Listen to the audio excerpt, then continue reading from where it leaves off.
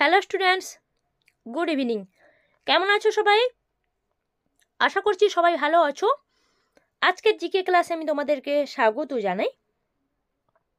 আজকের জিকে ক্লাসে আমি তোমাদের সাথে ডিসকাস করব কিছু গুরুত্বপূর্ণ কোশ্চেন, যেগুলো তোমাদের আপকামিং যে কোনো কম্পিটিটিভ এক্সামসের জন্য ভীষণভাবে গুরুত্বপূর্ণ। প্রথম প্রশ্ন কি বলেছে? নিওলিথিক যুগে সেল্ট হলো। নিওলিথিক যুগে সেল্ট কি? সেল্ট বলতে কোনটাকে বোঝানো হয়েছে সেটাই জানতে চেয়েছে। অপশান দেখো কি কি রয়েছে। সঠিক উত্তর হবে অপশান সি, অস্ত্র।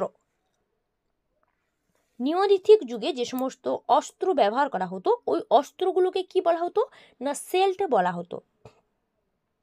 ঠিক আছে, অপশান সি হচ্ছে সঠিক উত্তর, সেল্ট।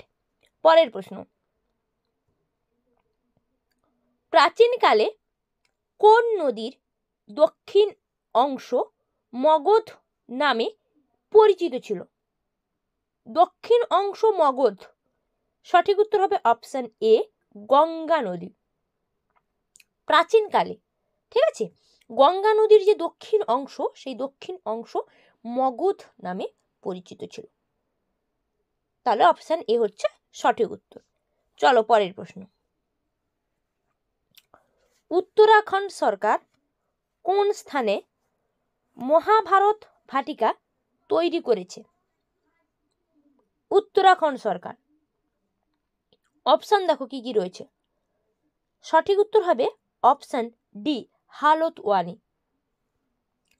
উত্তরাখণ্ড সরকার মহাভারত ভাটিকা তৈরি করেছে। মহাভারত ভাটিকা বলতে কি বলতো না, মহাভারত ভাটিকা যেটা তৈরি করেছে উত্তরাখণ্ড সরকার, সেটা হচ্ছে মহাকাব্যে উল্লেখিত 37টি জাতীয় উদ্ভিদের বিভিন্ন বৈশিষ্ট্য রয়েছে ওই মহাভারত ভাটিকা। ঠিক আছে, পরের প্রশ্ন,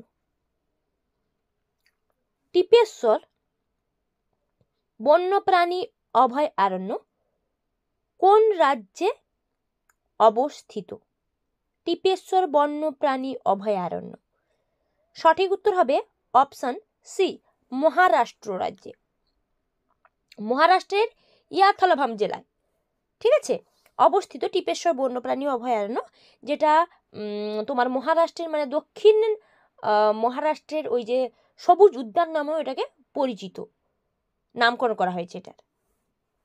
পরের প্রশ্ন 5 নম্বর, পৃথিবীতে প্রাণীর উৎপত্তি তত্ত্ব কে প্রথম প্রস্তাব করেন? প্রস্তাব করেছিলেন কি?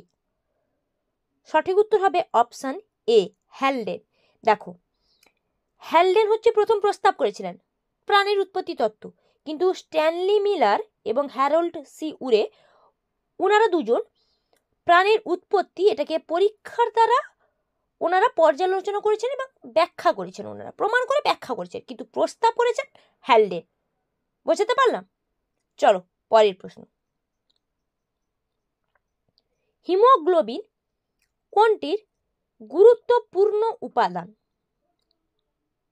অপশন যেগুলো রয়েছে তার মধ্যে হিমোগ্লোবিন গুরুত্বপূর্ণ উপাদান কোনটি? সঠিক উত্তর কি হবে?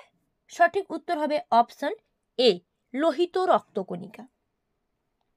লোহিত রক্তকণিকার গুরুত্বপূর্ণ উপাদান কি না হিমোগ্লোবিন। ঠিক আছে, লোহিত রক্তকণিকা।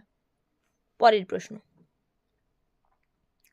104 গ্রাম হিলিয়াম গ্যাসের মধ্যে হিলিয়ামের সংখ্যা কত? 104 গ্রাম হিলিয়াম গ্যাসের মধ্যে অপশন দেখো কি কি রয়েছে। সঠিক উত্তর কি হবে? Option B, 26। কি করে? আমি একটুখানি শর্টে বলি। 4 গ্রাম হিলিয়াম 1 মোল ধারণ করতে পারে, তো 104/4, ঠিক আছে, ইকুয়াল টু 26। 104কে 4 দিয়ে ভাগ করলে 26, তো 26 হবে অ্যান্সার। পরের প্রশ্ন, বয়সের উপর ভিত্তি করে একটি দেশের জনসংখ্যার সাধারণত কয়টি বৃহৎ ভাগে ভাগ করা যায়? বয়সের উপর ভিত্তি করে অপশান দেখো কি কি রয়েছে। সঠিক উত্তর হবে অপশন সি, 3 ভাগে। বয়সের উপর ভিত্তি করে একটি দেশের জনসংখ্যাকে সাধারণত 3টি ভাগে ভাগ করা যায়। পরের প্রশ্ন, কোনটি দ্বারা বাতাসের গতিবেগ পরিমাপ করা হয়? বাতাসের গতিবেগ পরিমাপ করা হয় কোন যন্ত্রের দ্বারা? অপশন দেখো কি কি রয়েছে। তো বাতাসের গতিবেগ আমরা কিসের সাহায্যে পরিমাপ করি? সঠিক উত্তর অপশন ডি, হাইগ্রোমিটার। হাইগ্রোমিটারের সাহায্যে আমরা বাতাসের গতিবেগ পরিমাপ করতে পারি। চলো পরের প্রশ্ন দেখে নেব।